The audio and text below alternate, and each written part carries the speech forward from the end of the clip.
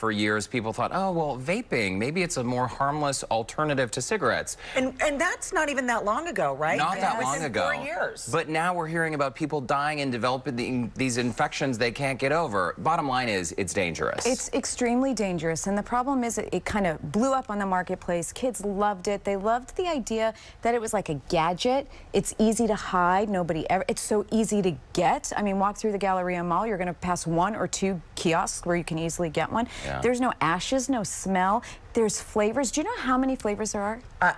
No. 8,000. Up to 8,000 right flavors. now. And the most popular are fruits and mints and menthols, but it's extremely dangerous. We're seeing massive legislative movement right now across the country, states banning the flavoring of vaping because that's where you get a lot of the dangerous components. When you're heating up that flavoring, people don't know what's in it to begin with. It creates a reaction. We're seeing these lung diseases take place. It's really, really dangerous and parents need to be aware of it. This is really incredible, the statistic that we're dealing with. As of September of this year, the CDC estimates 1 in 4 teens are addicted to vaping. Yes, and that number is growing exponentially. Kids love the vaping product, and what it's done is it's taken us backwards. We have worked so hard to move the community away from smoking, to move the community away to nicotine addiction. And now we've introduced vaping. These liquid pods, we have no idea what's in them, but they have nicotine in them. They have these flavoring components which are made of chemicals. They have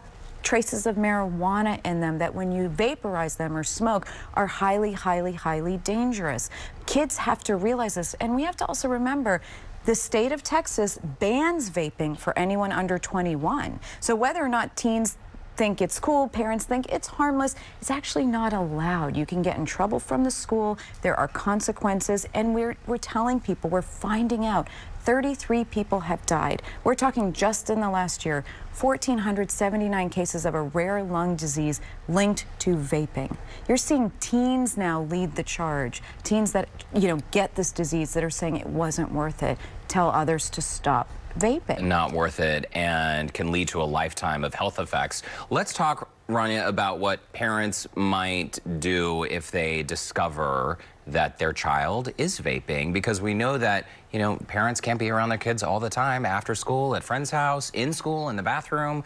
What if you find out your kid is vaping? And I'll take it a step back. I had a mom recently say, there's so much information, we don't know what to do about vaping. The bottom line is it's dangerous, it's illegal, it's very unhealthy for your child. So talk to them about it proactively. We're not trying to deny you from, a cool gadget, it's flavored, it's menthol, you think it's harmless. It's actually quite dangerous. It's not allowed by state law. You can get expelled from school. You're going to face real consequences.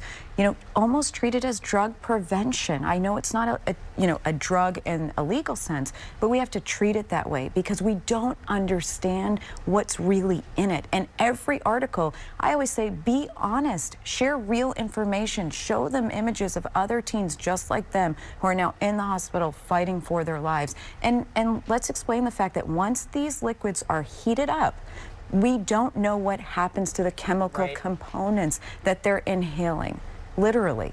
It's really dangerous. And I just go back, when we were in high school and we would see the images of that dark lung from what happens to your body when you smoke. Remember, there were all those different simulations of that smoke inhaling into the lungs. So I think seeing that, I've never been able to get that vision out of my head. Yes. But what's staggering is if somebody starts vaping, the chances that they're going to start buying cigarettes and smoking cigarettes is growing exponentially as well. It's considered a gateway tool in the sense that it is eventually going to open the door for cigarette addiction because it has nicotine in it. And they're saying some of these Juuls and other products pack more nicotine than a pack of cigarettes. So it is extremely, extremely dangerous. We know that it's a gateway drug. We know that it's reversing all this effort we've put to move kids away. The problem is the community has to join the fight against vaping and move away from thinking that it's a healthy alternative and it tastes like strawberries and it's just a vaporized pen.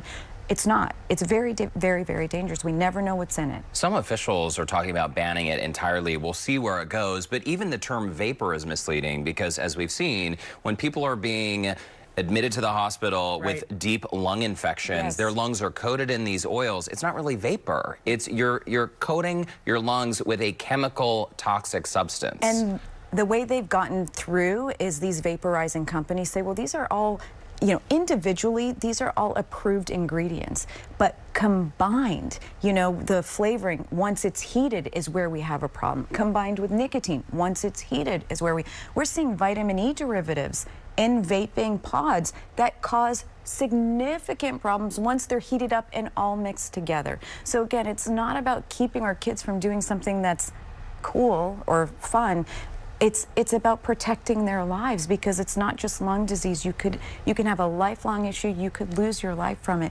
It's not worth it, and they're so highly addictive. We know that we don't even know the real numbers, even though the CDC is reporting on it. Exactly. And real quickly, because we are a little tight on time, but starting that conversation with our kids. My oldest is in 6th grade, middle school. We've had that conversation. So maybe some bullet points for parents today. You have an honest conversation. I start the last year of elementary school. They are going to see this in middle school. It's very common. You want to talk about the science. You want to talk about the law. You want to talk about school policy.